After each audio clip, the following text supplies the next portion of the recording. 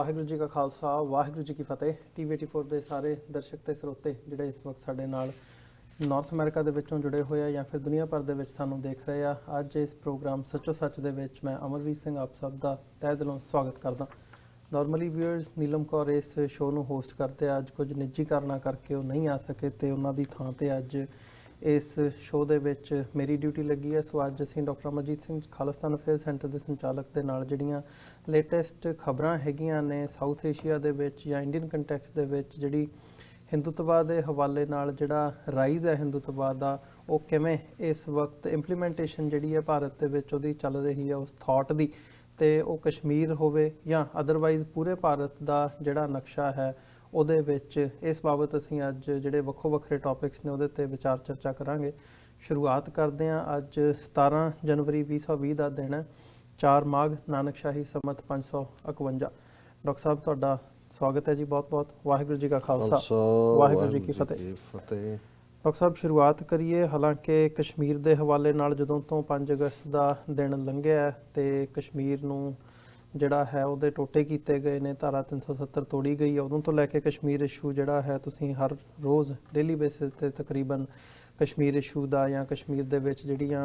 ਔਕੜਾਂ ਇਸ ਵਕਤ ਤਸ਼ੱਦਦ ਕਸ਼ਮੀਰੀਆਂ 'ਤੇ ਢਾਹਿਆ ਜਾ ਰਿਹਾ ਤੁਸੀਂ ਡਿਸਕਸ ਕਰਦੇ ਹੋ। ਅੱਜ ਦੀ ਜਿਹੜੀ ਲੇਟੈਸਟ ਡਿਵੈਲਪਮੈਂਟ ਹੈ, ਜਨਰਲ ਰਾਵਤ ਜਿਹੜੇ ਕਿ ਮਿਲਟਰੀ ਕਮਾਂਡਰ ਨੇ, ਟਾਪ ਮਿਲਟਰੀ ਕਮਾਂਡਰ ਭਾਰਤੀ ਫੌਜ ਦੇ, ਉਹਨਾਂ ਵੱਲੋਂ ਇਹ ਬਿਆਨ ਦਿੱਤਾ ਗਿਆ, ਇਹ ਗੱਲ ਕਹੀ ਗਈ ਹੈ ਕਿ ਕਸ਼ਮੀਰੀਆਂ ਨੂੰ ਜਿਹੜਾ ਹੈ ਉਹ ਡੀ ਰੈਡੀਕਲਾਈਜੇਸ਼ਨ ਕੈਂਪਸ ਦੇ ਵਿੱਚ ਭੇਜ ਦੇਣਾ ਚਾਹੀਦਾ। ਸੋ ਬਣਾਏ ਹੋਏ ਨੇ, ਉਹਨਾਂ ਨੇ ਕਿਹਾ ਭਾਰਤ ਭਰ 'ਚ ਅਸੀਂ ਬਣਾਏ ਹੋਏ ਨੇ।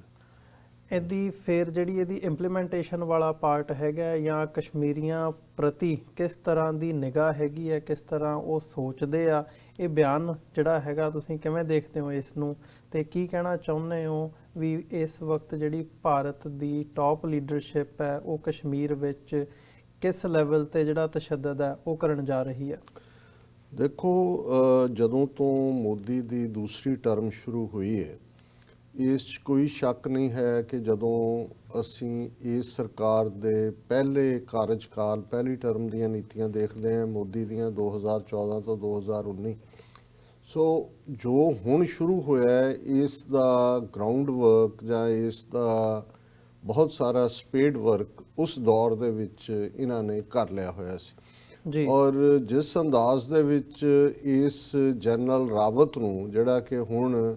ਚੀਫ ਆਫ ਡਿਫੈਂਸ ਸਰਵਿਸਿਜ਼ ਨੂੰ CDS ਬਣਾਇਆ, ਜਿਵੇਂ ਫੌਜ ਦਾ ਮੁਖੀ ਹੁੰਦਿਆਂ ਇਸ ਦੀਆਂ ਸਿਆਸੀ ਬਿਆਨਬਾਜ਼ੀਆਂ ਸੀ, ਜਿਵੇਂ ਇਹਦੇ ਪੀਰੀਅਡ ਦੇ ਵਿੱਚ ਹੀ ਅਸੀਂ ਦੇਖਿਆ ਕਿ ਈਵਨ ਕਸ਼ਮੀਰ ਦੇ ਵਿੱਚ ਕਿਵੇਂ ਜਿਹੜਾ ਬੱਚਿਆਂ ਨੂੰ ਵੀ ਐਜ਼ ਏ ਸ਼ੀਲਡ ਯੂਜ਼ ਕੀਤਾ ਗਿਆ,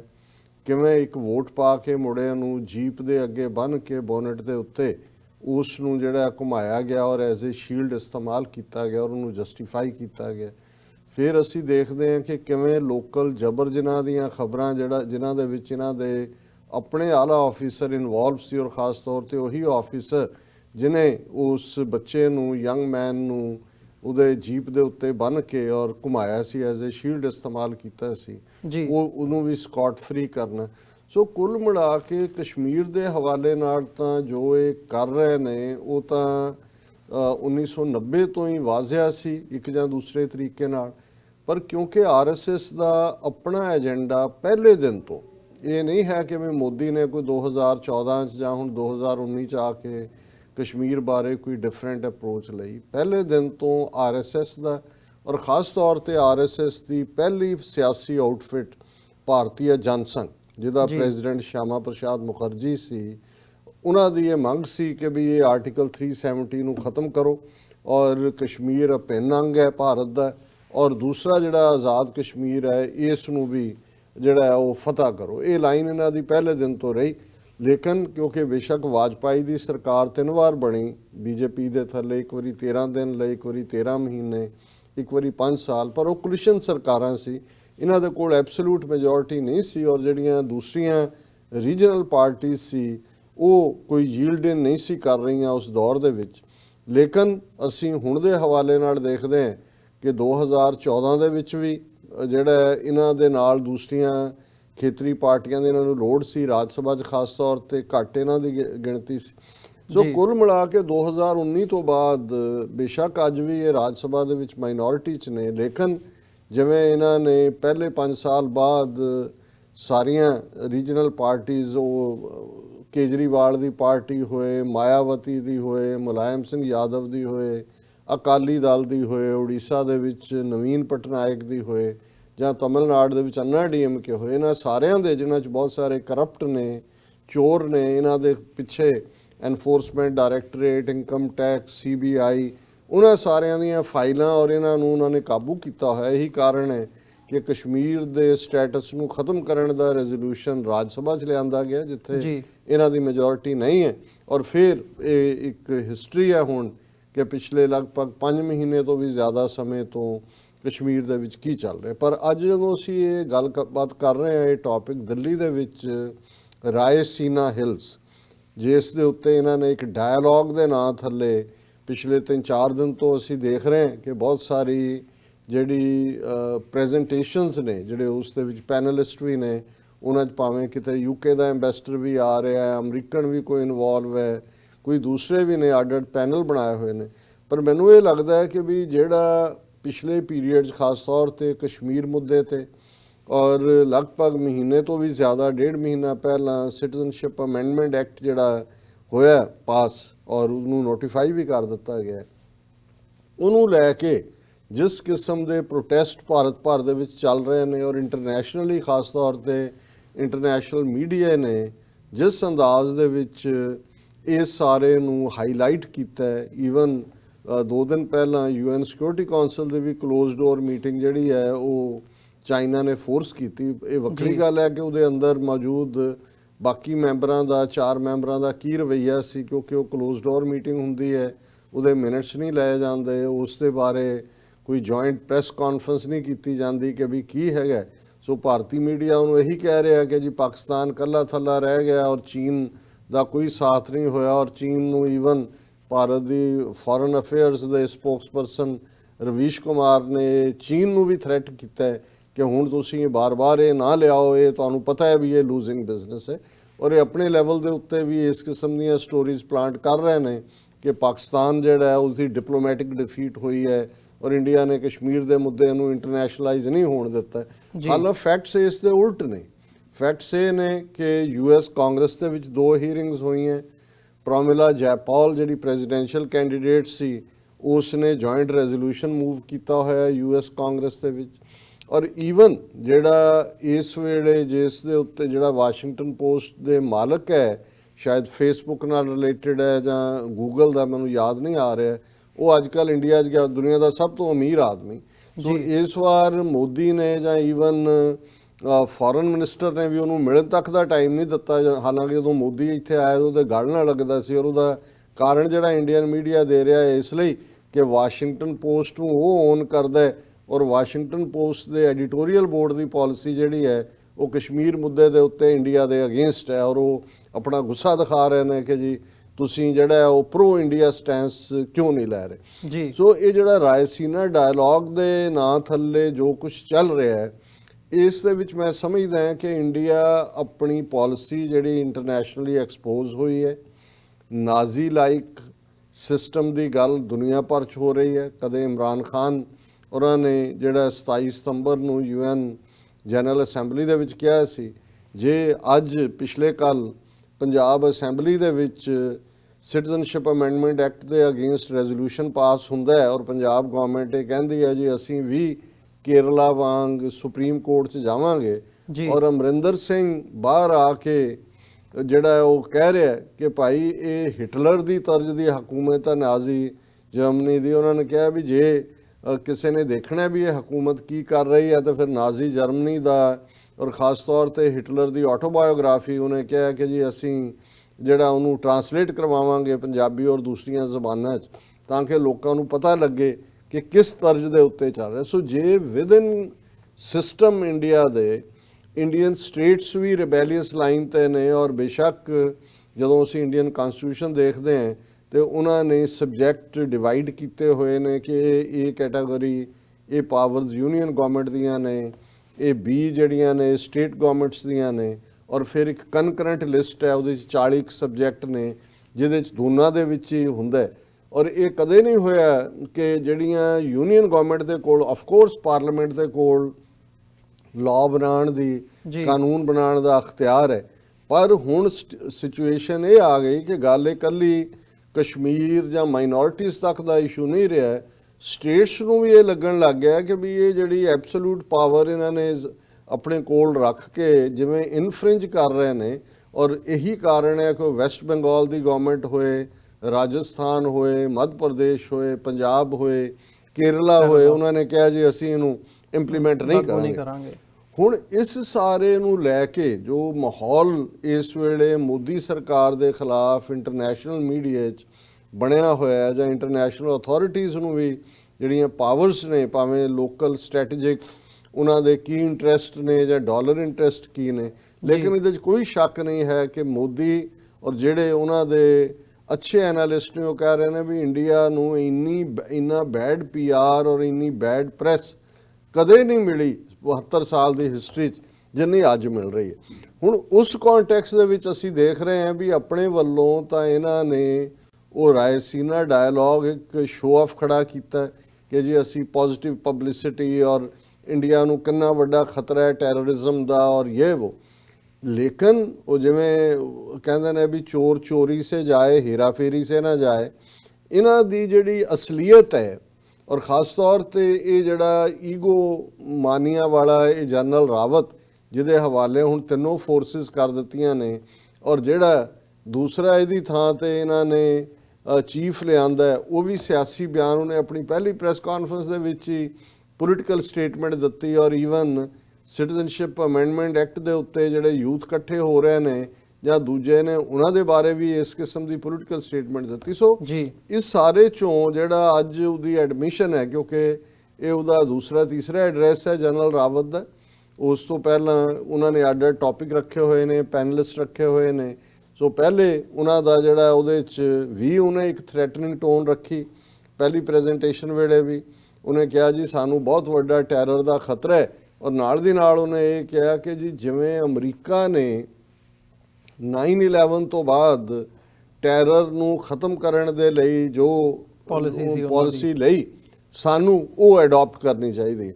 ਹੁਣ ਜ਼ਾਹਰ ਹੈ ਕਿ ਇਸ ਦੇ ਵਿੱਚ ਜਦੋਂ ਇਹ ਗੱਲ ਕਹਿ ਰਿਹਾ ਹੈ ਕਿ ਉਹਦੇ 'ਚ ਇੱਕ ਤਾਂ ਆਪਣੇ ਆਪ ਨੂੰ ਆਪਣੀ ਥ੍ਰੈਟ ਨੂੰ ਉਹ ਅਮਰੀਕਾ ਦੀ 9/11 ਦੇ ਨਾਲ ਕੰਪੇਅਰ ਕਰਨ ਦੀ ਕੋਸ਼ਿਸ਼ ਕਰ ਰਿਹਾ, ਹਾਲਾਂਕਿ ਨਾ ਤਾਂ ਭਾਰਤ ਦੇ ਵਿੱਚ ਕੋਈ ਜਿਹੜਾ ਇਸ ਕਿਸਮ ਦਾ ਜਿਹੜੀ ਹੈ ਉਹ ਦਹਿਸ਼ਤਗਰਦੀ ਹੈ। ਇਸ ਦੇ ਉਲਟ ਅਸੀਂ ਪਿਛਲੇ ਦਿਨਾਂ ਦੇ ਵਿੱਚ ਦੇਖਿਆ ਕਿ ਜਦੋਂ ਦਵਿੰਦਰ ਸਿੰਘ DSP ਜੰਮੂ ਕਸ਼ਮੀਰ ਪੁਲਿਸ ਦਾ ਡੈਕੋਰੇਟਡ ਆਫਿਸਰ ਜਿਹਨੂੰ ਸ਼ੇਰੇ ਕਸ਼ਮੀਰ ਅਵਾਰਡ 15 ਅਗਸਤ 2019 ਦੇ ਵਿੱਚ ਦਿੱਤਾ, ਉਹ ਫੜਿਆ ਜਾਂਦਾ ਹੈ ਤੇ ਇਹ ਉਹੀ ਦਵਿੰਦਰ ਸਿੰਘ ਜਿਹਦੇ ਕੋਲੇ ਕਿਹਾ ਗਿਆ ਕਿ ਜੀ ਇਹ 2 AK-47 ਔਰ 7 ਗ੍ਰਨੇਡ ਔਰ ਜੈਸ਼-ਏ-ਮੁਹੰਮਦ ਦਾ ਟੌਪ ਬੰਦਾ ਜਿਹਦੇ ਸਿਰ ਤੇ 25 ਲੱਖ ਦਾ ਇਨਾਮ ਔਰ ਇਹ ਉਹ ਫੜੇ ਗਏ। ਔਰ ਇੱਕਦਮ ਜਿਹੜਾ ਫੋਕਸ, ਔਰ ਚੰਗੀ ਗੱਲ ਹੈ ਇਸ ਵਾਰ ਕਿ ਈਵਨ ਗੋਦੀ ਮੀਡੀਆ ਨੂੰ ਛੱਡ ਕੇ ਜਿਹੜਾ ਦੂਸਰਾ ਮੀਡੀਆ ਹੈ ਉਹਨਾਂ ਨੇ ਵੀ ਸਵਾਲ ਚੁੱਕੇ ਕਿ ਵੀ ਇਹ ਤਾਂ ਉਹੀ ਬੰਦਾ ਹੈ ਜਿਹਨੂੰ ਅਫਜ਼ਲ ਗੁਰੂ ਨੇ, ਜਿਹਨੂੰ ਕਿ ਪਾਰਲੀਮੈਂਟ ਅਟੈਕ ਦੇ ਲਈ ਜ਼ਿੰਮੇਵਾਰ ਦੱਸਿਆ ਗਿਆ, ਉਹਨੇ ਸੁਪਰੀਮ ਕੋਰਟ ਨੂੰ ਲਿਖੀ ਚਿੱਠੀ ਦੇ ਵਿੱਚ ਮਿਰਰ ਦਾ ਪ੍ਰਿੰਟ ਨੂੰ ਦਿੱਤੇ ਇੰਟਰਵਿਊ 'ਚ ਕਿਹਾ ਕਿ ਭਾਈ ਜੋ ਕੁਝ ਵੀ ਹੈ ਮੈਨੂੰ ਤਾਂ ਦਿੱਲੀ 'ਚ ਇਹਨੇ ਭੇਜਿਆ, ਇਹਨੇ ਹੀ ਬੰਦਾ ਭੇਜਿਆ, ਮੈਂ ਕਿ ਤੂੰ ਪ੍ਰਬੰਧ ਕਰ, ਇਹਦੇ ਸੋਰਸ ਰਾਹੀਂ ਉੱਥੇ ਕਾਰ ਦਾ ਪ੍ਰਬੰਧ ਕੀਤਾ, ਮਕਾਨ ਕਿਰਾਏ ਤੇ ਲਿਆ। ਔਰ ਹੁਣ ਔਰ ਈਵਨ BBC ਦੀ ਕੱਲ੍ਹ ਦੀ ਸਟੋਰੀ ਸੀ ਕਿ ਜਦੋਂ ਇਹਨੂੰ ਫੜਿਆ ਦਵਿੰਦਰ ਸਿੰਘ ਨੂੰ, ਉਹਨੇ ਇੱਕੋ ਹੀ ਜੁਮਲਾ ਉਹਨੂੰ ਜਿਹੜਾ ਗੁਪਤਾ ਉਹਨਾਂ ਦਾ IG ਸੀ ਉਹਨੂੰ ਕਿਹਾ, ਸਰ ਆਪਨੇ ਇੱਕ ਗੇਮ ਖਰਾਬ ਕਰ ਦੀ। ਹੁਣ ਜ਼ਾਹਰ ਹੈ ਕਿ ਵੀ ਉਹ ਖੇਡ ਵੀ ਅਫਜ਼ਲ ਗੁਰੂ ਵਾਲੀ ਜਿਹੜਾ ਪਾਰਲੀਮੈਂਟ ਹਮਲੇ ਦੀ ਡਰਾਮੇਬਾਜ਼ੀ ਹੈ ਉਹ ਵੀ ਇਹਨਾਂ ਦਾ ਹੀ ਆਪਰੇਸ਼ਨ ਸੀ। ਔਰ ਹੁਣ ਕੀ ਕਰਨ ਜਾ ਰਹੇ ਸੀ, ਉਹਨੇ ਜਦੋਂ ਬੜੀ ਗੇਮ ਖਰਾਬ ਕਰਦੀ। ਅਸੀਂ ਦੇਖ ਰਹੇ ਹਾਂ 26 ਜਨਵਰੀ CAA ਨੂੰ ਲੈ ਕੇ ਪ੍ਰੋਟੈਸਟ, ਸਿੱਖਾਂ ਦਾ ਮੁਸਲਮਾਨਾਂ ਦੇ ਹੱਕ ਦੇ ਵਿੱਚ ਖਲੋਣਾ, ਔਰ ਇਸ ਵੇਲੇ ਸਿੱਖ ਵੀ ਰੜਕ ਰਹੇ ਨੇ। ਇੱਕ ਇਹਦੇ 'ਚ ਇਹ ਵੀ ਸੀ ਕਿ ਉਹਨਾਂ ਤੋਂ ਜਿਹੜਾ ਅੱਗੋਂ ਉਹਨੇ ਚੰਡੀਗੜ੍ਹ ਲੈ ਕੇ ਜਾਣਾ ਸੀ, ਉਹਨਾਂ ਨੂੰ ਉੱਥੋਂ ਦਿੱਲੀ ਲੈ ਕੇ ਜਾਣਾ ਸੀ। ਚੰਡੀਗੜ੍ਹ ਕਿਉਂ ਸਟਾਪ ਬਾਈ ਸੀ, ਪੰਜਾਬ 'ਚ ਕੀ ਕਰਵਾਉਣਾ ਸੀ, ਇਹ ਅਸੀਂ ਜਿਹੜਾ ਅਜੇ ਤੱਕ ਇਸ ਦੇ ਉੱਤੋਂ ਕਦੇ ਵੀ ਭੇਤ ਜਿਹੜਾ ਉਹ ਜ਼ਾਹਰ ਨਹੀਂ ਹੋਏਗਾ। ਪਰ ਹੁਣ ਇਹਨਾਂ ਗੱਲਾਂ ਨੂੰ ਜਦੋਂ ਅਸੀਂ ਇਹ ਦੇਖਦੇ ਹਾਂ ਕਿ ਵੀ ਭਾਰਤ ਦੇ ਵਿੱਚ ਪਾਰਲੀਮੈਂਟ 'ਤੇ ਅਟੈਕ ਵੀ 2001 13 ਦਸੰਬਰ ਨੂੰ ਫੇਕ ਸੀ, ਦਹਿਸ਼ਤਗਰਦੀ ਜਿਹਨੂੰ ਹੁਣ ਇਹ ਕਹਿ ਰਿਹਾ ਹੈ ਕਿ ਜੀ ਅਮਰੀਕਾ ਵਾਂਗ ਸਾਨੂੰ ਕਰਨ ਦੀ ਲੋੜ ਹੈ। ਸਭ ਤੋਂ ਵੱਡੀ ਦਹਿਸ਼ਤਗਰਦੀ ਫੈਲਾਉਣ ਵਾਲੀ, ਦਹਿਸ਼ਤਗਰਦੀ ਦੇ ਸਹਾਰੇ ਮੁਲਕ ਤੋੜਨ ਵਾਲੀ ਜੇ ਕੋਈ ਹਕੂਮਤ ਹੈ ਦੁਨੀਆ ਦੇ ਵਿੱਚ ਤਾਂ ਉਹ ਭਾਰਤੀ ਹਕੂਮਤ ਹੈ। ਅਸੀਂ 1971 ਚ ਇੰਡੀਅਨ ਸਟੇਟ ਦਾ ਵਰਤਾਰਾ ਮੁਕਤੀ ਵਾਹਿਨੀ ਕਿਹਨੇ ਬਣਾਈ? ਹੁਣੇ ਸਾਹਮਣੇ ਤੁਸੀਂ ਜਿਹੜੇ ਰਾਅ ਦੇ ਰਿਟਾਇਰਡ IB ਦੇ ਕਰਦੇ ਨੇ, ਕਿਤਾਬਾਂ ਲਿਖਦੇ ਨੇ ਕਿ ਕੀ ਉਹਨਾਂ ਨੇ ਕੀਤਾ, ਕਿਵੇਂ ਉਹ ਇੰਡੀਅਨ ਆਰਮੀ ਹੀ ਸੀ। Sri Lanka liberation tigers of Tamil Prabhakaran ਕਿਹਨੇ ਬਣਾਇਆ? ਕਿਹਨੇ ਸ੍ਰੀਲੰਕਾ ਦੇ ਵਿੱਚ ਜਾ ਕੇ ਸਿਵਲ ਵਾਰ ਕਰਵਾਈ ਤੇ ਅਲਟੀਮੇਟਲੀ ਰਾਜੀਵ ਗਾਂਧੀ ਕਿਹਦੀ ਸਟੇਟ ਟੈਰਰਿਜ਼ਮ ਇੰਡੀਆ ਦਾ। ਨੇਪਾਲ ਦੇ ਵਿੱਚ ਅਸੀਂ ਦੇਖਦੇ ਹਾਂ ਕਿ ਕਿਵੇਂ ਇਹਨਾਂ ਨੇ ਇਕਨੋਮਿਕਲ ਬਲੌਕੇਡ ਕੀਤਾ, ਕਿਵੇਂ ਉਹਨਾਂ ਦੇ ਕਨਸਟੀਟਿਊਸ਼ਨ ਦੇ ਮਾਮਲੇ ਦੇ ਵਿੱਚ ਜਿਹੜਾ ਉਹ ਬਣਾਉਣ ਦੇ ਵਿੱਚ ਇੰਟਰਫੀਅਰ ਕਰਨ ਦੀ ਲਾਈਨ ਰੱਖੀ। ਔਰ ਹੁਣ ਕੁੱਲ ਮਿਲਾ ਕੇ ਕਸ਼ਮੀਰ ਦੇ ਵਿੱਚ ਜਿਹੜਾ ਇੱਕ ਡਿਸਪਿਊਟਡ ਟੈਰੀਟਰੀ UN ਦੇ ਥੱਲੇ ਪਲੇਬਿਸਾਈਡ ਦੀ ਡਿਮਾਂਡ, ਔਰ ਉੱਥੇ ਕਿਸ ਕਿਸਮ ਦੀ 1 ਮਿਲੀਅਨ ਫੌਜ ਰੱਖ ਕੇ ਤੁਸੀਂ even United nations human rights council ਦੀ ਪਹਿਲੀ ਰਿਪੋਰਟ 49 ਪੇਜਸ ਦੀ ਕੁਛ ਅਰਸਾ ਪਹਿਲਾਂ ਆਈ ਸੀ, ਜਿਹਦੇ 'ਚ ਉਹਨਾਂ ਨੇ ਡੀਟੇਲਸ ਦਿੱਤੀਆਂ ਨੇ ਕਿ ਵੀ ਕਸ਼ਮੀਰ ਦੇ ਵਿੱਚ ਕੀ ਹੋ ਰਿਹਾ। ਔਰ ਇਸ ਸਾਰੇ ਦੇ ਬਾਵਜੂਦ, ਔਰ ਜੇ ਅਸੀਂ ਫਿਰ ਇਸ ਦਾਇਰੇ ਨੂੰ ਹੋਰ ਬ੍ਰੌਡਨ ਕਰੀਏ ਕਿ ਸਿੱਖਾਂ ਦੇ ਖਿਲਾਫ ਸਟੇਟ ਦਾ ਟੈਰਰ, ਜੂਨ 84 ਦਾ ਘੱਲੂਘਾਰਾ, ਨਵੰਬਰ 84 ਦੀ ਨਸਲਕੁਸ਼ੀ, ਸਾਰੀ ਸਟੇਟ ਇਨਵੋਲਵ ਸੀ। ਹੁਣ ਜਸਟਿਸ ਢੀਂਗਰਾ ਨੇ ਰਿਪੋਰਟ ਦਿੱਤੀ ਹੈ ਦਿੱਲੀ ਦੇ ਵਿੱਚ, ਉਹਨੇ ਕਿਹਾ ਜੀ ਸੈਂਕੜਿਆਂ ਲੋਕ ਆਏ, FIR ਨਹੀਂ ਲਿਖੀ ਗਈ, FIR ਲਿਖੀ ਗਈ ਟੁਗੈਦਰ, ਕਿਸੇ ਨੇ ਫੋਲੋ ਹੀ ਨਹੀਂ ਕੀਤਾ। ਈਵਨ ਜਦੋਂ ਜੁਡੀਸ਼ਰੀ ਦੇ ਕੋਲ ਗੱਲ ਗਈ, ਉਹਨਾਂ ਨੇ ਈਵਨ ਇਹ ਵੀ ਨਹੀਂ ਵੈਰੀਫਾਈ, ਉਹ ਜਿਹੜੇ ਵਿਟਨੈਸਿਸ ਨੇ ਉਹ ਆਇਡੈਂਟੀਫਾਈ ਕਰਨ ਨੂੰ ਤਿਆਰ ਨੇ, ਲੇਕਿਨ ਉਹ ਅਦਾਲਤਾਂ ਨੇ ਉਹਨਾਂ ਨੂੰ ਜਿਹੜਾ ਉਹ ਸਮਨ ਵੀ ਨਹੀਂ ਕੀਤਾ ਕਿ ਭਾਈ ਕਰੋ। ਸੋ ਅਸੀਂ ਦੇਖਦੇ ਹਾਂ ਕਿ ਸਟੇਟ ਜਿੱਥੇ ਖੁਦ ਮੁਲਵਸ ਹੈ ਸਾਰੀ ਇਸ ਕਿਸਮ ਦੀਆਂ ਦਹਿਸ਼ਤਗਰਦੀਆਂ ਦੇ ਵਿੱਚ, ਉੱਥੇ ਇਹ ਜਿਹੜਾ ਇਹਨਾਂ ਦਾ ਤਿੰਨੋਂ ਸਰਵਿਸਿਜ਼ ਨੂੰ ਮਿਲਾ ਕੇ ਖੜਾ ਕੀਤਾ ਹੋਇਆ ਅਹੁਦੇਦਾਰ ਹੈ chief of defence staff CDS, ਉਹ ਇਹ ਕਹਿ ਰਿਹਾ ਜੀ ਅਸੀਂ ਅਮਰੀਕਾ, ਤੁਸੀਂ ਕਿਆ ਪਿੱਦੀ ਕਾ ਸ਼ੋਰਬਾ, ਤੁਸੀਂ ਡਰਾਮੇਬਾਜ਼ੀ ਕਰਕੇ ਦੇਖ ਲਈ ਆਲਰੇਡੀ ਬਾਲਾਕੋਟ ਦੇ ਹਵਾਲੇ ਨਾਲ, ਔਰ ਕੀ ਤੁਹਾਡਾ ਹਾਲ ਹੋਇਆ। ਲੇਕਿਨ ਹੁਣੇ ਜਦੋਂ ਅਮਰੀਕਾ ਵਾਂਗ ਡੀਲ ਕਰਨ ਦੀ ਗੱਲ ਕਰ ਰਹੇ ਨੇ ਵਿਦਨ ਕੰਟਰੀ, ਤਾਂ ਇਹਨਾਂ ਨੇ ਦਹਿਸ਼ਤ ਨੂੰ ਇੱਕ ਸਟੇਟ ਟੂਲ ਬਣਾਇਆ ਹੀ ਹੋਇਆ। ਇਹ ਇਸ ਤੋਂ ਬਿਯੋਂਡ ਗੱਲ ਕਰ ਰਿਹਾ, ਇਸ ਤੋਂ ਬਿਯੋਂਡ ਇਹ ਕਰ ਰਿਹਾ ਕਿ ਜਿਵੇਂ ਅਮਰੀਕਾ ਨੇ ਪ੍ਰੀਐਮਪਟ ਸਟ੍ਰਾਈਕ ਕੀਤਾ ਇਰਾਕ ਦੇ ਉੱਤੇ, ਉਹਦੀ ਜਸਟੀਫਿਕੇਸ਼ਨ ਕਰ ਦਿੱਤੀ ਕਿ ਜੀ ਇਹ ਤਾਂ ਹਾਂ ਵੈਪਨਸ ਆਫ ਮਾਸ ਡਿਸਟਰਕਸ਼ਨ। ਹੁਣ ਦੂਸਰਾ ਜਿਹੜਾ ਜਨਰਲ ਸੁਲੇਮਾਨੀ, ਜੇ ਇਰਾਕ ਦਾ ਜਿਹੜਾ ਲੈਫਟੀਨੈਂਟ ਜਨਰਲ ਸੀਨੀਅਰ ਉਹਨਾਂ ਦਾ, ਉਹਨੂੰ ਕੀਤਾ ਉਹਨਾਂ ਨੇ ਪ੍ਰੀਐਮਪਟ ਦੇ ਥੱਲੇ ਬਣਾ ਦਿੱਤਾ ਕਿ ਜੀ ਦੇਖੋ ਇਹਨੇ ਤਾਂ ਇਰਾਕ 'ਚ ਅਮਰੀਕਨ ਬਲੱਡ ਵਹਾਉਣਾ ਸੀ, ਇਹ ਕਰਨਾ ਸੀ, ਉਹ ਕਰਨਾ ਸੀ। ਹੁਣ ਇਹ ਜਿਹੜਾ ਗੱਲ ਇਹ ਨਹੀਂ ਹੈ ਕਿ ਵੀ ਉਹਨੇ ਕੀ ਕਿਹਾ ਰਾਵਤ ਨੇ ਔਰ ਕੀ ਨਹੀਂ ਕਿਹਾ, ਦੇਖਣ ਵਾਲੀ ਗੱਲ ਇਹ ਹੈ ਕਿ ਵੀ ਇਹ ਕਿਸ ਲੈਵਲ ਦੇ ਉੱਤੇ ਸੋਚ ਰਹੇ ਨੇ। ਔਰ ਜਦੋਂ ਅਸੀਂ ਬਾਰ-ਬਾਰ ਕਹਿੰਦੇ ਹਾਂ ਕਿ ਵੀ ਕੋਈ ਵੀ ਇਹਨਾਂ ਦਾ ਜਿਹੜਾ ਹੈ, ਇਹ ਠੀਕ ਹੈ ਕਿ ਪਾਕਿਸਤਾਨ ਨੇ ਸਿਆਣਪ ਤੋਂ ਕੰਮ ਲੈਂਦਿਆਂ ਸੌਫਟ ਪਲੇ ਕੀਤਾ ਜਦੋਂ ਇਹਨਾਂ ਨੇ ਬਾਲਾਕੋਟ ਸਟ੍ਰਾਈਕ ਕੀਤਾ। ਗੱਲ ਇਹ ਨਹੀਂ ਹੈ ਵੀ ਉੱਥੇ ਡੈਮੇਜ ਹੋਇਆ ਜਾਂ ਨਹੀਂ ਹੋਇਆ, ਉਹ ਨਹੀਂ ਹੋਇਆ, ਲੇਕਿਨ ਇਹ ਐਕਟ ਆਫ ਵਾਰ ਸੀ, ਇਹਦੇ 'ਚ ਕੋਈ ਸ਼ੱਕ ਨਹੀਂ ਹੈ। ਔਰ ਐਕਟ ਆਫ ਵਾਰ ਦਾ ਮਤਲਬ ਹੁੰਦਾ ਜੰਗ ਦੀ ਸ਼ੁਰੂਆਤ, ਔਰ ਸਾਨੂੰ ਪਤਾ ਹੈ ਫਿਰ ਇਹਦਾ ਐਂਡ ਇਹ ਕਿੱਥੇ ਜਾ ਕੇ ਐਂਡ ਹੁੰਦੀ ਹੈ। ਪਰ ਇਹ ਜਿਹੜਾ ਉਸ ਦਾ ਐਟੀਟਿਊਡ ਦੇ ਨਾਲ ਜਿਹੜੀ ਅੱਜ ਉਹਨੇ ਰੈਵੂਲੇਸ਼ਨ ਕੀਤੀ ਉੱਥੇ, ਇਹ ਵੈਦਰ ਉਸੇ ਹੀ ਈਗੋਮਾਨੀਆ ਚੋਂ ਹੋ ਗਈ ਜਾਂ ਇਹ ਕੋਈ ਮੈਸੇਜ ਦੇਣਾ ਚਾਹੁੰਦੇ ਨੇ। ਔਰ ਉਹ ਜ਼ਾਹਰਾ ਤੌਰ ਦੇ ਉੱਤੇ ਜਦੋਂ ਅਸੀਂ ਰੈਡੀਕਲਾਈਜੇਸ਼ਨ ਔਰ ਡੀ ਰੈਡੀਕਲਾਈਜੇਸ਼ਨ, ਇਹ ਟਰਮਸ ਅੱਜ ਕੱਲ੍ਹ ਵਿਕ ਰਹੀ ਹੈ। ਰੈਡੀਕਲਾਈਜ਼ ਜਿਹੜਾ ਇਹ ਵੈਸਟ ਨੇ ਹੀ ਖੜਾ ਕੀਤਾ ਹੈ, ਖਾਸ ਤੌਰ ਤੇ 9/11 ਤੋਂ ਬਾਅਦ, ਇਹ ਕਿ ਜੀ ਜਿਹੜਾ ਵੀ ਆਪਣੇ ਜੋ ਵੀ ਉਸ ਦੀ ਆਈਡੀਓਲੋਜੀ ਹੈ ਉਹਦੇ ਪ੍ਰਤੀ ਦ੍ਰਿੜ ਹੋਏ ਔਰ ਉਹਦੇ ਲਈ ਕੁਝ ਕਰਨਾ ਚਾਹੁੰਦਾ ਹੋਏ, ਉਹ ਰੈਡੀਕਲ ਹੈ। ਔਰ ਹਾਲਾਂਕਿ ਅਸੀਂ ਇਹ ਦੇਖਦੇ ਹਾਂ ਕਿ ਇਹ ਟਰਮ ਅਲਟਰਾ ਜਾਂ ਰੈਡੀਕਲ, ਈਵਨ ਜਿਹੜੇ ਸਿੱਖ 84 ਤੋਂ ਬਾਅਦ ਭਾਰਤੀ ਸਟੇਟ ਦੇ ਜ਼ੁਲਮ ਦੇ ਸਾਹਮਣੇ ਛਾਤੀਆਂ ਤਾਣ ਕੇ ਖਲੋਤੇ, ਕਿਉਂਕਿ ਉਹ ਸਰੈਂਡਰ ਨਹੀਂ ਉਹਨਾਂ ਨੇ ਕੀਤਾ, ਔਰ ਜੋ ਸਟੇਟ ਦਾ ਵੈਪਨ ਸੀ ਉਸੇ ਢੰਗ ਦੇ ਨਾਲ ਉਹਨੂੰ ਅਪੋਜ਼ ਕੀਤਾ। ਜ਼ਾਹਰ ਹੈ ਕਿ ਮਿਲੀਟੈਂਸੀ ਜਿਹੜੀ ਹੈ ਉਹ ਤੁਹਾਨੂੰ UN ਦਾ ਜਿਹੜਾ ਪ੍ਰੀਐਂਬਲ ਹੈ ਚਾਰਟਰ ਦਾ, ਉਹ ਵੀ ਹੱਕ ਦਿੰਦਾ ਹੈ ਕਿ if A man is not to be compelled as a last resort to rebellion, his human rights must be protected by the rule of the law. ਜੀ ਜੇ ਤੁਸੀਂ ਦੇਖੋ ਉਸ ਪੀਰੀਅਡ 'ਚ ਵੀ ਜਿਹੜੇ ਸਿੱਖ ਰੈਜ਼ਿਸਟ ਕਰਨ ਵਾਲੇ ਸੀ, ਜਿਨ੍ਹਾਂ ਨੂੰ ਅਸੀਂ ਰੈਜ਼ਿਸਟ ਕਰਨ ਵਾਲੇ ਜਿਹੜੇ ਨੇ ਐਕਟਿਵਿਸਟ ਕਵਾਂਗੇ, ਉਹਨਾਂ ਦੇ ਲਈ ਲਫ਼ਜ਼ ਕੀ ਸੀ? ਆਤੰਕਵਾਦੀ, ਅਲਗਾਵਵਾਦੀ, ਉਗਰਵਾਦੀ, ਇਹ ਹਿੰਦੀ ਦੇ ਸ਼ਬਦ, ਔਰ ਅਦਰਵਾਈਜ਼ ਦਹਿਸ਼ਤਗਰਦ ਵੀ। ਪਰ ਜੇ ਥੋੜ੍ਹਾ ਬਹੁਤ ਅਲਟਰਾਸ ਔਰ ਰੈਡੀਕਲਸ, ਹੁਣ ਰੈਡੀਕਲ ਦਾ ਮਤਲਬ ਇਹ ਹੈ ਕਿ ਜਿਹੜਾ ਗੱਲਬਾਤ ਰਾਹੀਂ ਗੱਲ ਨਹੀਂ ਕਰਨਾ ਚਾਹੁੰਦਾ, ਔਰ ਅਲਟਰਾ ਔਰ ਰੈਡੀਕਲ 9/11 ਤੋਂ ਬਾਅਦ ਅਮਰੀਕਨ ਜਾਂ ਵੈਸਟਰਨ ਪ੍ਰੋਪੇਗੈਂਡਾ ਨੇ ਇਸਲਾਮ ਸਪੈਸੀਫਿਕ ਬਣਾ ਦਿੱਤਾ ਕਿ ਜਿਹੜਾ 5 ਵੇਲੇ ਦਾ ਨਮਾਜ਼ੀ ਹੈ, ਇਸਲਾਮ 'ਚ ਯਕੀਨ ਰੱਖਦਾ ਹੈ, ਔਰ ਜਿਹੜਾ ਉਹ ਸੱਚ ਦੀ ਗੱਲ ਕਰਦਾ ਹੈ, ਉਹਨੂੰ ਉਹ ਨਹੀਂ ਵੀ ਹੈ। ਔਰ ਇਹ ਗੁਆਟਾਨਾਮਾ ਬੇਚ ਜਿਸ ਕਿਸਮ ਦੇ ਲੋਕ ਲਿਆ ਕੇ ਕੀਤੇ, ਜਿਹਦੇ 'ਚ ਕਿਤੇ ਨਾ ਕਿਤੇ ਮੁਸ਼ਰਫ ਸਰਕਾਰ ਦੇ ਵੇਲੇ ਉਹਨੇ ਕੋਆਪਰੇਟ ਕੀਤਾ ਇਹਨਾਂ ਦੇ ਨਾਲ। ਬਹੁਤ ਸਾਰੇ ਜਿਹੜੇ ਉਹਨਾਂ ਅੱਜ ਵੀ ਉਹਨਾਂ 'ਚ ਕੁਛ ਨੇ, ਪਰ ਉਹਨਾਂ ਨੂੰ ਛੱਡੇ ਕਿਉਂਕਿ ਉਹ ਹੈ ਹੀ ਨਹੀਂ ਸੀ। ਲੇਕਿਨ ਇਹ ਬਣਾ ਦੇਣਾ ਕਿ ਜਿਹੜਾ ਆਪਣੇ ਧਰਮ ਨੂੰ ਫੋਲੋ ਕਰਦਾ ਹੈ ਉਹ ਮਾਨੋ ਰੈਡੀਕਲ ਹੈ, ਇਸ ਡੈਫੀਨੇਸ਼ਨ ਨੂੰ ਇਹਨਾਂ ਨੇ ਤਾਂ ਯੂਜ਼ ਕੀਤਾ ਕਿਉਂਕਿ ਕਮਿਊਨਿਜ਼ਮ ਦੇ ਫਾਲ ਤੋਂ ਬਾਅਦ ਔਰ 9/11 ਤੋਂ ਬਾਅਦ ਇਸਲਾਮਿਕ ਸਿਵਲਾਈਜੇਸ਼ਨ ਦੀ ਗੱਲ, ਹੰਟਿੰਗਟਨ ਦੀ ਥਿਊਰੀ ਕਿ ਜੀ ਅਸੀਂ ਜਿਵੇਂ ਬੜੀ ਜੀਣ ਦੀ ਸਿਵਲਾਈਜੇਸ਼ਨ ਹੈ, ਇਹ ਜਿਹੜੀ ਹੈ ਦਹਿਸ਼ਤਗਰਦੀ ਦੀ ਸਿਵਲਾਈਜੇਸ਼ਨ ਹੈ। ਪਰ ਤੁਸੀਂ ਜੇ 9/11 ਤੋਂ ਬਾਅਦ ਇੰਡੀਅਨ ਸਟੇਟ ਦਾ ਪੈਟਰਨ ਦੇਖੋ ਕਿ ਉਹ ਪਿਗੀ ਬੈਕ ਕਰ ਰਹੇ ਨੇ ਅਮਰੀਕਨ ਔਰ ਵੈਸਟਰਨ ਬੈਂਡ ਵੈਗਨ ਦੇ ਉੱਤੇ ਜੀ। ਆਪਣਾ ਹਿੰਦੂਤਵਾ, ਆਪਣੀ ਨਾਜ਼ੀ ਲਾਈਕ ਆਈਡੀਓਲੋਜੀ, ਆਪਣੀ ਦਹਿਸ਼ਤਗਰਦੀ, ਔਰ ਆਪ ਉਹ ਕਿਵੇਂ ਜਿਸ ਲੈਵਲ ਦੇ ਉੱਤੇ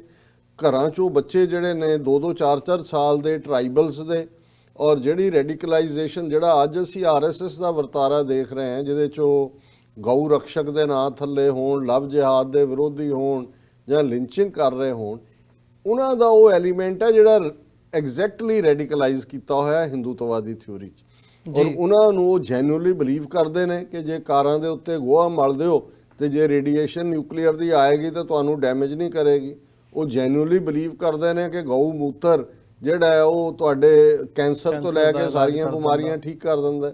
ਉਹ ਜੈਨੂਅਲੀ ਬਲੀਵ ਕਰਦੇ ਨੇ ਕਿ ਪੁਰਾਤਨ ਭਾਰਤ ਦੇ ਵਿੱਚ ਉਹ ਗਮਲਿਆਂ ਦੇ ਵਿੱਚ ਬੱਚੇ ਉਗਾਉਂਦੇ ਸੀ, ਟੈਸਟ ਟਿਊਬ ਬੇਬੀਜ਼ ਉਹਨਾਂ ਕੋਲ ਸੀ। ਜਹਾਜ਼ ਰਾਈਟ ਬ੍ਰਦਰਸ ਸਾਊਥ ਕੈਰੋਲਾਈਨਾ ਵਾਲਿਆਂ ਨੇ ਇਨਵੈਂਟ ਨਹੀਂ ਕੀਤਾ, ਉਹਨਾਂ ਦੇ ਉਡਣ ਖਟੋਲਾ ਰਿਮਾਂਡ ਦੇ ਵਿੱਚ ਸੀ, ਜਿਹਦੇ 'ਚ ਕਿ ਸ੍ਰੀਲੰਕਾ ਤੋਂ ਅਯੁੱਧਿਆ 'ਚ ਰਾਮਚੰਦਰ ਆਇਆ, ਉਹ ਬਲੀਵ ਕਰਦੇ ਨੇ। ਔਰ ਇਹ ਨਹੀਂ ਕਿ ਆਮ ਬੰਦਾ, ਉਹੀ ਰੈਡੀਕਲਾਈਜ਼ਡ ਐਲੀਮੈਂਟ ਜਿਨ੍ਹਾਂ ਦੇ ਵਿੱਚ ਉਹਨਾਂ ਦੇ ਚੀਫ ਮਿਨਿਸਟਰ ਬਣੇ ਹੋਏ ਨੇ, ਗਵਰਨਰ ਬਣੇ ਹੋਏ ਨੇ, ਪ੍ਰਾਈਮ ਮਿਨਿਸਟਰ ਮੋਦੀ ਹੈ ਪਲਾਸਟਿਕ ਸਰਜਨਸ ਦੇ ਇਕੱਠ ਦੇ ਵਿੱਚ ਕਹਿੰਦਾ ਜੀ ਸਾਡੇ ਜ਼ਮਾਨੇ ਦੀ ਪਲਾਸਟਿਕ ਸਰਜਰੀ ਉਹ ਸੀ, ਦੇਖੋ ਕਿਵੇਂ ਹਾਥੀ ਦਾ ਸਿਰ ਲਾ ਦਿੱਤਾ ਬੰਦੇ ਤੇ ਕੱਟ ਕੇ, ਭਗਵਾਨ ਗਣੇਸ਼ ਇਹ ਸਾਡੇ ਪਲਾਸਟਿਕ ਸਰਜਨਾਂ ਦਾ। ਹੁਣ ਇਹ ਲੋਕ ਜਿਨ੍ਹਾਂ ਦੇ ਕੋਲ ਅੱਜ ਮਿਲੀਅਨਸ ਦੀ ਇਸ ਕਿਸਮ ਦੀ ਰੈਡੀਕਲਾਈਜ਼ਡ, ਹਿੰਦੂਆਈਜ਼ਡ ਔਰ ਹਿਟਲਰਾਈਜ਼ਡ, ਜਿਨ੍ਹਾਂ ਨੂੰ ਨਫ਼ਰਤ ਨਾਲ ਭਰਿਆ ਹੋਇਆ ਫੌਜ ਹੈ, ਉਹ ਕਸ਼ਮੀਰੀ ਜਿਹੜੇ ਵਿਚਾਰੇ ਸਟੇਟ ਟੈਰਰ ਦੇ ਅਗੇਂਸਟ ਖਲੋਤੇ ਪੀਸਫੁਲੀ, ਇਹਨਾਂ ਦੇ ਕੋਲ ਟੈਂਕ ਨੇ, ਤੋਪਾਂ ਨੇ, ਬੰਦੂਕਾਂ ਨੇ, ਉਹ ਪੱਥਰ ਨਾਲ ਹੀ ਰੈਜ਼ਿਸਟ ਕਰ ਸਕਦੇ ਨੇ, ਗਲੇਲ ਨਾਲ ਰੈਜ਼ਿਸਟ ਕਰ ਸਕਦੇ ਨੇ। ਉਹਨਾਂ ਔਰ ਕਿਵੇਂ ਕਿੰਨੇ 100 ਨਬੀਨੇ ਅੰਨੇ ਬਣਾ ਦਿੱਤੇ ਨੇ ਪੈਲਟ ਗਨਸ ਦੇ ਨਾਲ। ਲੇਕਿਨ ਇਸ ਤੇ ਬਰਕਸ, ਇਸ ਤੇ ਉਲਟ ਜਿਹੜਾ ਚਾਰਜ ਹੈ ਉਹ ਰਾਵਤ ਇਹ ਕਹਿ ਰਿਹਾ ਕਿ ਜੀ ਜਿਹੜੇ ਕਸ਼ਮੀਰ ਦੇ ਵਿੱਚ 10-10 ਸਾਲ ਦੇ ਬੱਚੇ ਵੀ ਜਿਹੜੇ ਨੇ ਉਹ ਰੈਡੀਕਲਾਈਜ਼ ਕੀਤੇ ਗਏ,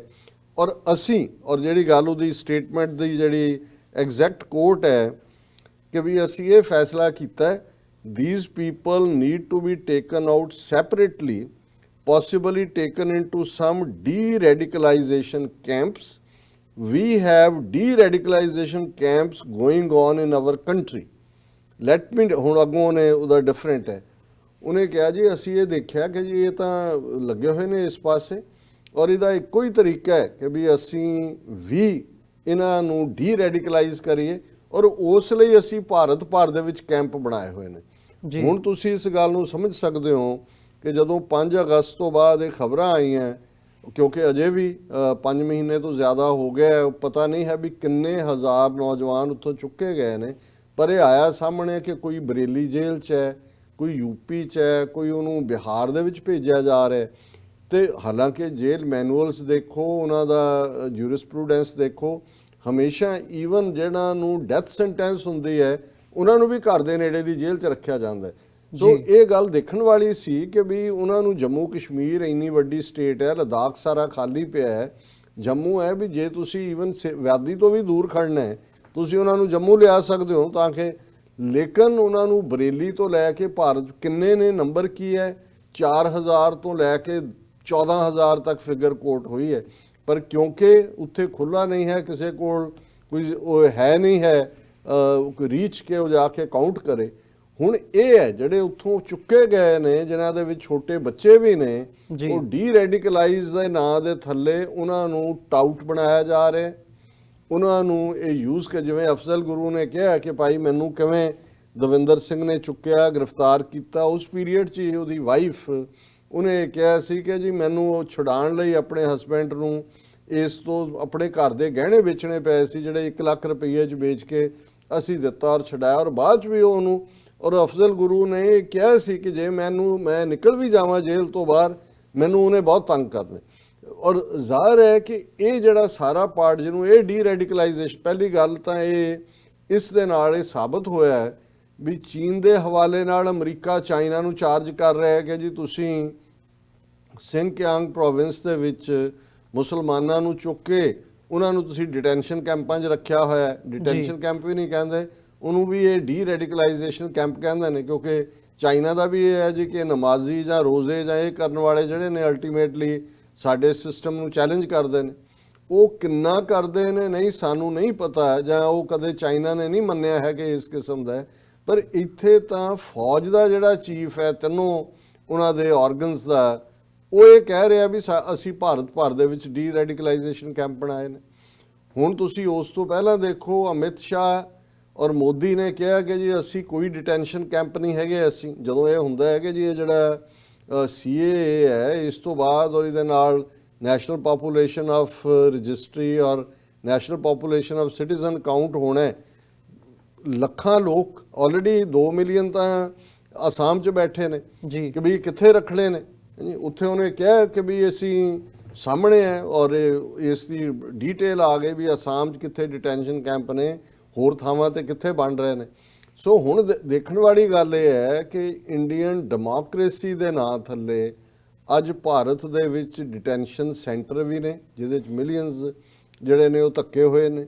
ਔਰ ਉਹਨਾਂ ਦਾ ਕੋਈ ਫਿਊਚਰ ਨਹੀਂ ਹੈ। ਉਹਨਾਂ ਦੇ ਨਾਲ ਕੀ ਵਾਪਰ ਰਿਹਾ ਹੈ, ਕਿੰਨੀਆਂ ਡੈਥਸ ਹੋ ਰਹੀਆਂ, ਛੋਟੇ ਛੋਟੇ ਬੱਚੇ ਨੇ, ਔਰ ਕੁਝ ਮਾਮਲਿਆਂ 'ਚ ਈਵਨ ਅਸਾਮ ਦੇ ਡਿਟੈਂਸ਼ਨ ਕੈਂਪਾਂ ਦਾ ਸੀ ਵੀ ਹਸਬੈਂਡ ਵਾਈਫ ਅੱਡ ਨੇ, ਉਹਨਾਂ ਤੋਂ ਛੋਟੇ ਛੋਟੇ ਬੱਚੇ ਅੱਡ ਨੇ। ਹੁਣ ਅਸੀਂ ਡੀ ਰੈਡੀਕਲਾਈਜੇਸ਼ਨ ਕੈਂਪ ਦੇ ਨਾਂ ਥੱਲੇ ਦੇਖ ਰਹੇ ਹਾਂ ਕਿ ਭਾਰਤ ਭਰ 'ਚ ਸਪਰੈਡ ਓਵਰ ਨੇ ਕਿ ਬਈ ਇੱਥੋਂ ਚੁੱਕਿਆ, ਔਰ ਇਹ ਕੰਮ ਇਹਨਾਂ ਨੇ ਹੁਣ ਤਾਂ ਇਹ ਯੰਗ ਨੂੰ ਚੁੱਕ ਰਹੇ ਨੇ। ਪੰਜਾਬ 'ਚ ਜਦੋਂ ਇਹਨਾਂ ਨੇ ਹਜ਼ਾਰਾਂ ਸਿੱਖ ਨੌਜਵਾਨ ਮਾਰੇ ਔਰ ਹਜ਼ਾਰਾਂ ਟਾਡਾ ਦੇ ਥੱਲੇ ਅਰੈਸਟ ਕੀਤੇ, ਟੈਰਰਿਸਟ ਐਂਡ ਡਿਸਰਪਟਿਵ ਐਕਟੀਵਿਟੀਜ਼ ਐਕਟ, ਤਾਂ ਉਦੋਂ ਇਹ ਹਿਊਮਨ ਰਾਈਟਸ ਵਾਚ ਦੀ ਰਿਪੋਰਟ ਸੀ ਕਿ ਇੰਨੇ ਹਜ਼ਾਰ ਕੈਦੀ ਟਾਡਾ ਥੱਲੇ ਗੁਜਰਾਤ 'ਚ ਬੰਦ ਹੈ। ਉਸ ਵੇਲੇ ਗੁਜਰਾਤ ਮੋਸਟ ਪੀਸਫੁਲ ਸਟੇਟ ਸੀ। ਬਾਅਦ 'ਚ ਸਾਹਮਣੇ ਆਇਆ ਕਿ ਵੀ ਅਸਲ 'ਚ ਜਿਹੜੇ ਪੰਜਾਬ 'ਚੋਂ ਚੁੱਕੇ ਨੇ ਉਹਨਾਂ ਨੂੰ ਗੁਜਰਾਤ 'ਚ ਲਿਆ ਕੇ ਬੰਦ ਕੀਤਾ ਹੋਇਆ ਔਰ ਟਾਡਾ ਉਹਨਾਂ ਦੇ ਉੱਤੇ ਲਾਇਆ ਹੋਇਆ। ਸੋ ਕੁੱਲ ਮਿਲਾ ਕੇ ਅਸੀਂ ਸਮਝਦੇ ਹਾਂ ਵੀ ਇਹ ਇਸ ਵੇਲੇ ਜਨਰਲ ਰਾਵਤ ਦੀ ਇਹ ਐਡਮਿਸ਼ਨ ਕਿ ਉਹਨਾਂ ਨੇ ਡੀ ਰੈਡੀਕਲਾਈਜੇਸ਼ਨ ਕੈਂਪ ਭਾਰਤ ਭਰ 'ਚ ਨੇ, ਉਸ ਤੋਂ ਪਹਿਲਾਂ ਡਿਟੈਂਸ਼ਨ ਕੈਂਪਾਂ ਦੀ ਹਕੀਕਤ, ਉਸ ਤੋਂ ਇਲਾਵਾ ਜੋ ਕਸ਼ਮੀਰ ਦੇ ਹਵਾਲੇ ਨਾਲ ਚੱਲ ਰਿਹਾ ਹੈ ਸਾਰੇ ਪੀਰੀਅਡ ਦੇ ਵਿੱਚ, ਇਹਦੇ ਬਾਵਜੂਦ ਕਿ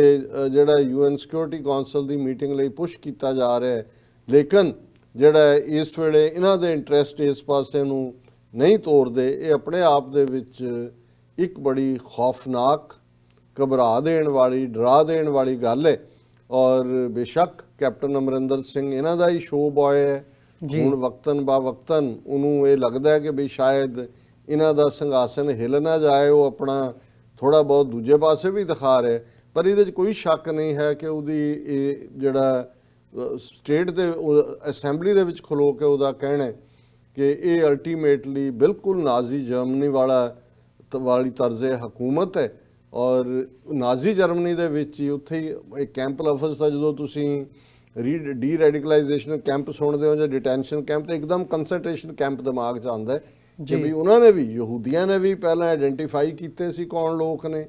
ਫਿਰ ਉਹਨਾਂ ਨੂੰ ਕੈਂਪਾਂ ਦੇ ਵਿੱਚ ਕੰਸਨਟ੍ਰੇਸ਼ਨ ਕੈਂਪਾਂ ਦੇ ਵਿੱਚ ਰੱਖਿਆ ਸੀ, ਫਿਰ ਉੱਥੋਂ ਉਹਨਾਂ ਦਾ ਅਗਲਾ ਸਫ਼ਰ ਗੈਸ ਚੈਂਬਰਾਂ ਦਾ ਸੀ। ਇਹ ਇੱਕ ਫਿਰ ਹਿਸਟਰੀ ਹੈ ਕਿ ਕਿਵੇਂ ਜਿਹੜੇ ਨੇ ਮਿਲੀਅਨਸ ਐਂਡ ਮਿਲੀਅਨਸ ਉਹ ਯਹੂਦੀ ਹੋਣ, ਜਿਪਸੀ ਹੋਣ, ਦੂਸਰੀਆਂ ਜਿਹੜੇ ਨੇ ਕੈਥੋਲਿਕ ਹੋਣ, ਉਹਨਾਂ ਸਾਰਿਆਂ ਨੂੰ ਕਿਵੇਂ ਮਾਰ ਮੁਕਾਇਆ। ਸੋ ਇਹ ਭਾਰਤ ਦਾ ਅਸਲ ਚਿਹਰਾ ਹੈ। ਪਰ ਅਫਸੋਸ ਕਿ ਇਸ ਸਭ ਦੇ ਬਾਵਜੂਦ ਇੱਕ ਵੱਡਾ ਹਿੱਸਾ ਦੁਨੀਆ ਦਾ ਔਰ ਖ਼ਾਸ ਤੌਰ ਤੇ ਜਿਹੜੀਆਂ ਡਿਸੀਜਨ ਮੇਕਿੰਗ ਪਾਵਰਸ ਨੇ, ਲੋਕ